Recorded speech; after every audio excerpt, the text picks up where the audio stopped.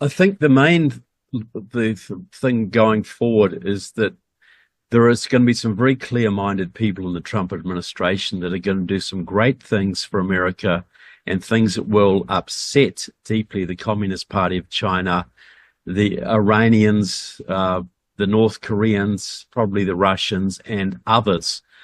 Now, one of the main stumbling blocks to that will be the fact that many of these countries have big networks in this country who have co-opted some of our politicians, our business leaders, our academics, our journalists, etc. And the problem is there that we don't always know who they are. So this is the fifth column. So how do you get rid of this penetration? I think the key thing is to treat it like you would like organized crime, a lot like authorities have gone after organized crime in the past. And this was an approach adopted by Rudolph Giuliani against the mobsters of New York in the 80s and beyond. We need to treat the massive foreign infiltration of this country like an organized crime problem. So I believe the next President Trump has to do a variation of this. There's got to be a carrot and stick approach. President Trump has to set up a new intelligence agency.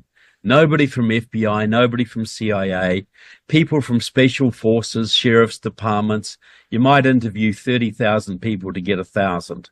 Just super vetted, super elite, super patriotic, and very compartmentalized. Then the president, I believe, has to declare an amnesty, say 3 months, for every single traitor in America, every foreign agent. You've got 3 months. If you're a foreigner here, if you're Russian mob, if you're Chinese intelligence, if you're Iranian intelligence, you've got 3 months to leave the country and never return. Because if at the end of 3 months you're still here, you're going to be prosecuted. You've got 3 months to come forward and register your name with this new organization. If you tell everything, you get a chance to apologize to the American people and testify in court where appropriate, but you will not be prosecuted. If, on the other hand, you do not come forward in that 3 months, we're going to have so much evidence from those who do that you will be tracked down and prosecuted to the fullest extent of the law.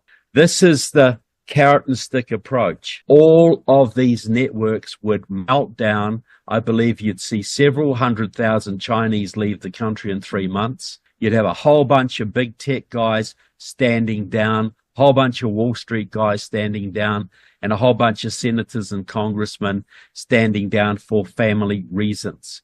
But the American people would finally understand how deep the corruption was, how deep the foreign penetration was, and would get a real picture of the situation and would support the security measures going forward to make sure this doesn't happen again.